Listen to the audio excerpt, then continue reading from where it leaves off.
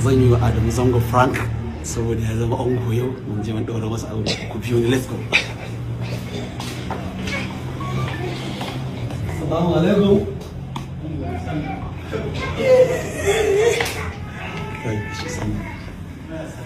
Assalamu alaikum.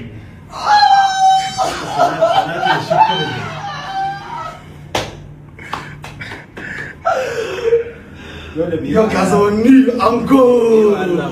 Bidiyo da ke a yau ka zama ni ango. Makin yan na'u sun su cikin su wannan karan in Allah ya so. Insha Allah rabbi. Ban taba aure da rabu da mace ba. Insha Allah rabbi. An yi an gama. Yan na'u yanzu suna jin labari za su ce kwana nawa za ta yi. Ko me za su faɗa. Yau dai ka zama ango na. Thank you.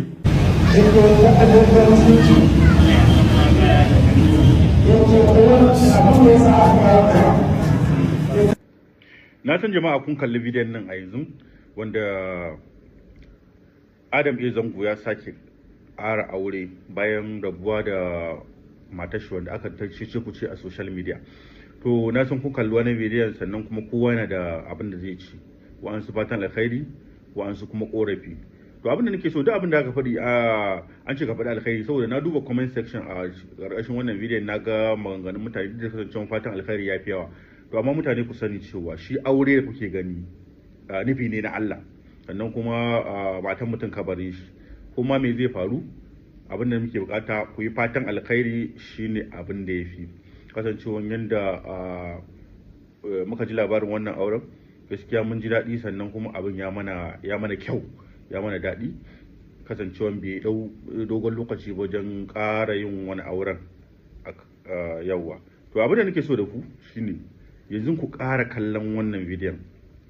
Zan yi wa Adamu Zango Frank saboda ya zama ango yau mun je mun daura masa aure ku biyo ni let's go. Assalamu alaikum.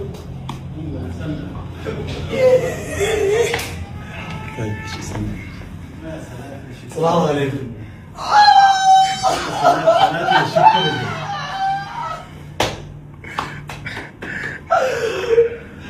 Yau ka zama ni ango.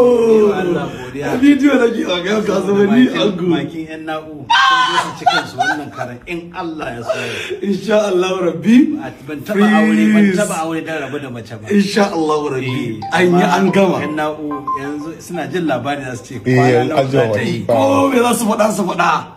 Yau dai ka zama ango na. Thank you. Thank